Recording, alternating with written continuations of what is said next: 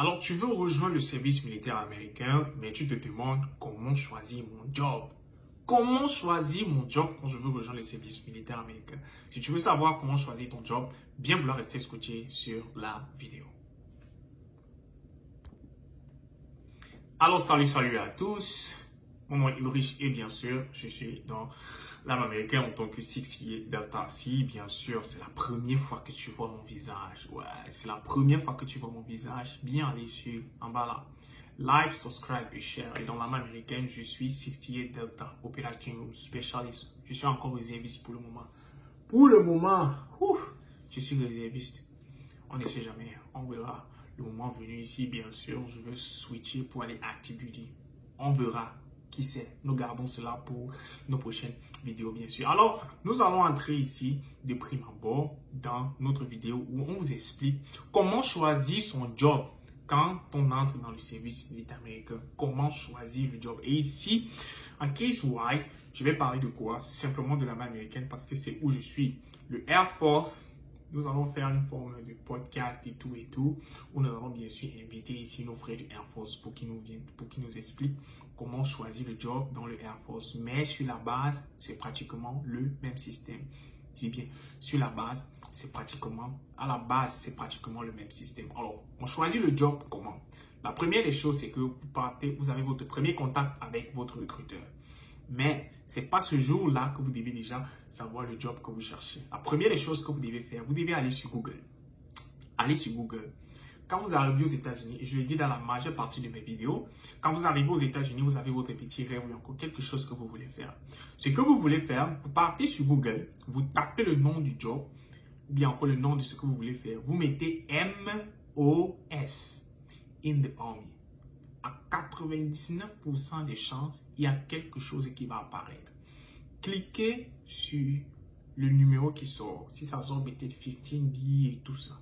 Vous cliquez sur le numéro qui sort. Ensuite, maintenant, vous regardez les requirements. La première des choses et la plus importante que vous devez regarder, c'est si le job est classé officier ou bien si le job est classé enlisted. C'est quoi officier? Officier, bien sûr, c'est le plus haut grade dans le service militaire américain ou bien sûr, vous devez être citoyen américain pour être officier et avoir au minimum ce qu'on appelle un bachelor degree qui est l'équivalent de 4 ans universitaires. Donc, l'équivalent de 4 ans aux États-Unis, c'est eux. Quand ils ont les 4 ans, ils ont le bachelor, ils sont citoyens américains, ils partent faire le training et tout. Quand ils reviennent, ils sont officiers. Vous devez regarder d'abord de prime abord si le job est de niveau soit officier ou bien enlisted. De deux, une fois que vous avez regardé soit le job est enlisted ou bien officier, vous devez maintenant voir si bien sûr le job nécessite une security clearance. Si le job nécessite une security clearance et que vous n'êtes pas citoyen américain ou encore vous avez la green card, vous n'êtes pas éligible pour ce job-là. Vous ne serez jamais éligible pour ce job-là avec votre statut de green card. Donc, ce sont ces différents éléments-là que vous devez regarder. La deuxième des choses que vous devez regarder maintenant, c'est quoi? C'est l'âge. Il y a certains jobs il y a une tranche d'âge qu'ils aiment bien avoir. Donc, vous pouvez aller sur Go Army pour regarder ces différents éléments. Ensuite, maintenant, vous devez regarder pas le ASVAB, mais les différentes lignes de score attachées à ce job-là. Alors, c'est quoi les lignes de score? Les lignes de score ici, ce sont les différentes capacités ou encore les différents résultats que vous avez obtenus lors de votre test de ASVAB qui vous permettront d'être qualifié pour un job X ou encore un job Y. Il est important pour vous, quand vous commencez à vous préparer à entrer dans le service militaire américain, de chercher d'abord les différents types de MOS que vous voulez avoir, ou bien que les différents types de jobs que vous voulez avoir. Allez regarder les lignes de score nécessaires pour le type de job là et travailler votre test de ASVAB base ou encore par rapport à ces différentes lignes de score là pour que quand vous allez faire votre test de ASVAB et vous revenez, vous connaissez déjà le type de job que vous pouvez être qualifié à cause de vos résultats. Donc, il est important pour vous de travailler votre ASVAB en fonction des différentes lignes de score. Mais il faut comprendre une chose, quand il faut choisir le job sur le terme, sur le cas échéant ici du ASVAB. Le ASVAB a différentes catégories.